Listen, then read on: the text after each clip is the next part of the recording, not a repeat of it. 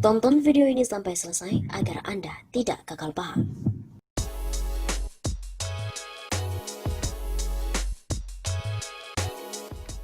Pohon langka yang ditanam Jokowi mati disambar petir.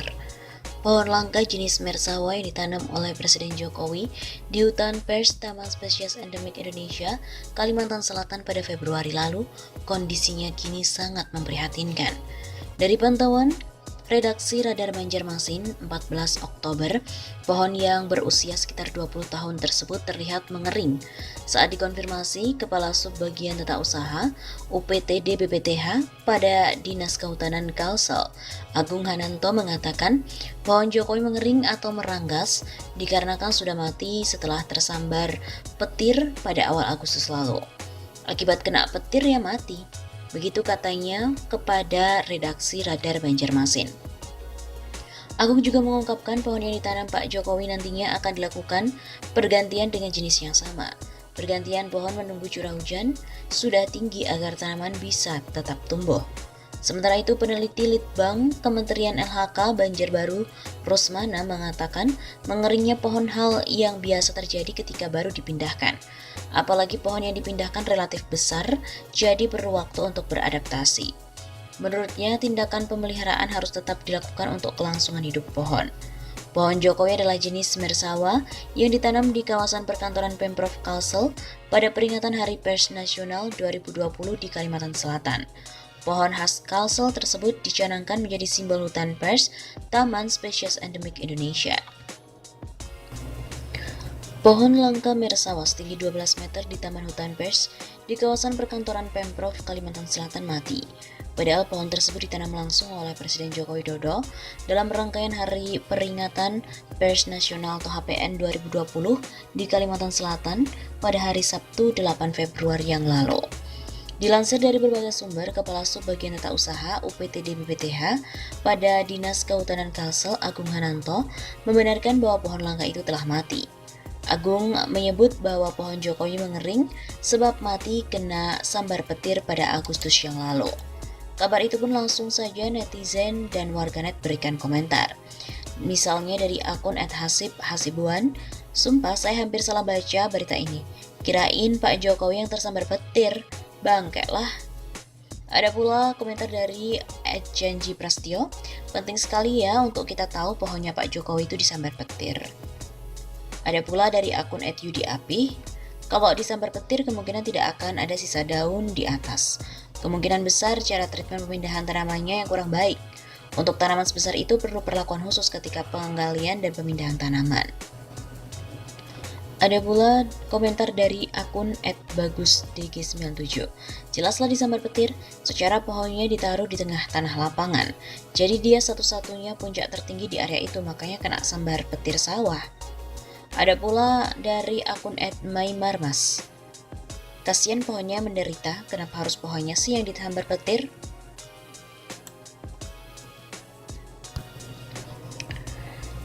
Pernah pula diberitakan pohon Jokowi menjadi simbol hutan pers.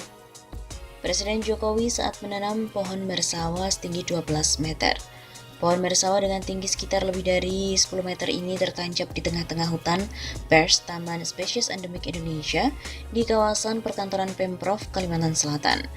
Tanaman dengan nama latin Anisoptera marginata Court ini merupakan pohon yang ditanam oleh Joko Widodo dalam rangkaian peringatan Hari Pers Nasional 2020 di Kalimantan Selatan pada hari Sabtu 8 Februari yang lalu. Memiliki ukuran paling besar dibandingkan dengan ratusan tanaman yang lain yang juga ditanam di lokasi tersebut, pohon khas Kalimantan Selatan tersebut akan menjadi simbol hutan pers Taman Spesies Endemik Indonesia. Hal itu disampaikan oleh Kepala Dinas Kehutanan Kalsel, Hanif Faisal Nurofik baru-baru.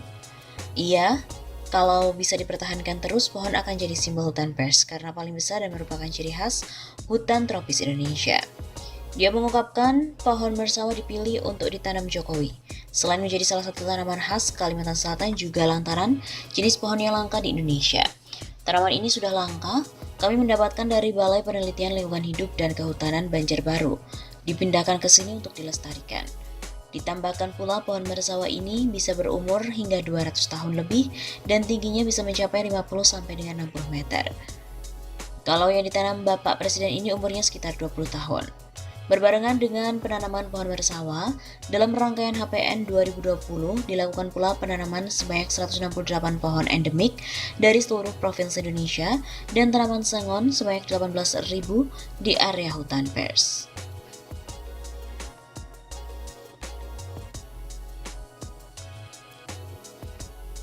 Hanif juga menyampaikan luas area hutan pers mencapai 6,3 hektar dan akan menjadi ikon Kalimantan Selatan. Peresmian hutan pers sebagai permulaan dari kegiatan pembangunan kebun bibit desa di Kalimantan Selatan. Seperti diketahui, pemulihan kondisi daerah aliran sungai yang kritis perlu dilakukan rehabilitasi hutan dan lahan. Selain hutan pers, dalam puncak HPN, Jokowi juga meresmikan Taman Hutan Hujan Tropis Indonesia yang sebelumnya diberi nama Miniatur Hutan Hujan Tropis. Hanif mengklaim hutan pers dan Taman Hutan Hujan Tropis Indonesia hanya ada di Kalimantan Selatan, karena menurutnya sebelumnya belum pernah ada peresmian dua jenis hutan tersebut di provinsi lain. Dalam peresmian tersebut, Jokowi didampingi sejumlah kabinet, seperti Menteri PUPR Muhammad Basuki Hadimulyono, Menteri Polhukam Mahfud MD, Menteri Lingkungan Hidup Siti Nurbaya Bakar, Kepala Staf Presiden Muldoko, Kepala Sekretariat Presiden Heru Budi Hartono, dan Sekretaris Militer Presiden Maijen TNI Suharyanto. Terkait Taman Hutan Hujan Tropis Indonesia, Hanif juga menyampaikan kawasan itu dibangun sejalan dengan program Revolusi Hijau yang diinisiasi oleh Gubernur Kalimantan Selatan. Pemprov Kalsel telah melakukan berbagai upaya nyata dalam mengurangi dan menangani lahan kritis. Salah satunya adalah membangun miniatur hutan hujan tropis yang merupakan ciri khas dari hutan di Kalimantan Selatan. Selanjutnya, pembangunan hutan hujan tropis berdasarkan SK dari Gubernur Kalimantan Selatan nomor 29 tahun 2018. Dia juga menjelaskan selain untuk mengurangi lahan kritis, pembangunan hutan hujan tropis merupakan salah satu upaya Pemprov untuk mempertahankan keberadaan hutan tropis, serta menjaga kelestarian pohon endemik yang ada di dalamnya, seperti ulin dan beberapa jenis meranti.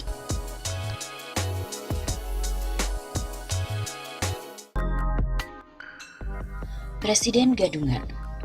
Presiden Gadungan adalah terjemahan dari fake presiden, bukan presiden sebenarnya. Ini bisa berarti presiden tidak kompeten, baik sebagai seorang kepala negara atau kepala pemerintahan. Ia bisa sebagai boneka yang dimainkan oleh orang, kelompok, atau kekuatan lain. Fake presiden dapat juga identik dengan presiden abal-abal. Presiden Gadungan juga disebabkan delegitimasi jabatan berupa hilangnya kepercayaan rakyat. Keberadaan presiden dinilai hanya merepotkan. Rakyat menderita oleh perilaku politik presiden yang dianggap tak berkualitas dan tak memiliki sensitivitas. Hal seperti ini adalah efek dari orientasi yang hanya pada diri dan kroninya. Lalu, rakyat pun menjadi bulan-bulanan dari slogan yang hanya bernilai pencitraan. Presiden Gadungan atau fake presiden adalah pemimpin yang ilegal. Keabsahan statusnya goyah. Sebagai contoh adalah kejutan kasus yang terbuka setelah disembunyikan 9 bulan.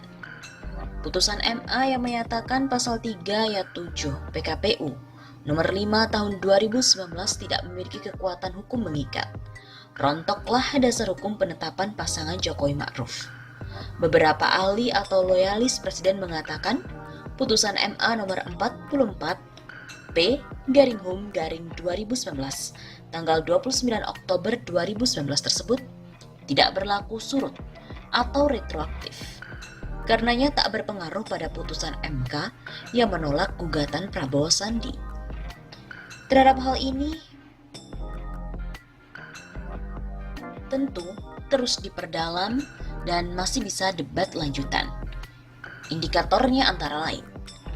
Pertama, permohonan uji material Rahmawati CS terregister di Mahkamah Agung pada tanggal 14 Mei 2019. Artinya sebelum putusan MK 27 Juni 2019. Maknanya adalah permohonan uji material tersebut sangat berkaitan dengan Pilpres 2019. Bukan berdiri sendiri. Dalam permohonan pemohon pun juga disinggung konteks Pilpres 2019. Kedua, Majelis Hakim yang memeriksa dan mengadili permohonan uji material pasal 3 ayat 7 PKPU tersebut patut mengetahui dan menyadari bahwa uji material ini berkaitan dengan proses Pilpres 2019. Sehingga jika asas retroaktif tak bisa diberlakukan, putusan akan tegas mengatakan keberlakuan putusan untuk Pilpres yang akan datang, atau penafsiran argumentum a contrario. Ketiga, tafsir bahwa MK telah memenangkan pasangan Jokowi Ma'ruf, sehingga putusan MA tidak berpengaruh pada hasil Pilpres, bisa keliru total.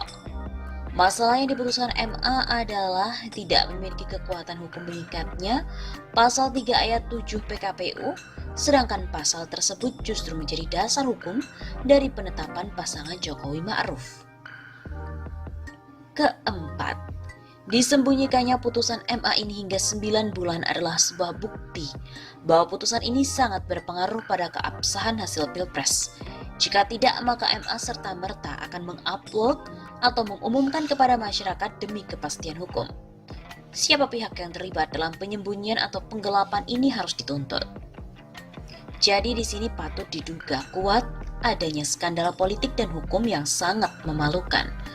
Ada gaslighting dan ada corruption. Sinyal dari terkuaknya skandal besar.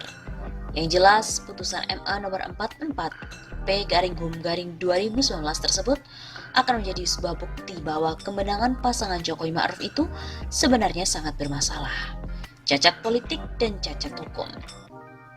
Bila DPR menangkap aspirasi rakyat yang mempermasalahkan kualitas dan legitimasi presiden, maka putusan MA tersebut dapat dijadikan dasar sebagai proses pemakzulan presiden. Putusan MA nomor 44 P/Hum/2019 itu dalam kaitan keabsahan pasangan Jokowi Ma'ruf bukanlah pelintiran, tapi suara hukum dari keadilan dan kebenaran. Sebagai hiburan, khususnya bagi para penjilat politik dan hukum, dihimbau untuk membaca bukunya Mark Green dan juga Ralph Nader yang berjudul Fake President: Decoding Trump's Gaslighting, Corruption, and General Bullshit. Fake President tidak boleh dibiarkan, siapapun dan kapanpun, karenanya harus diakhiri.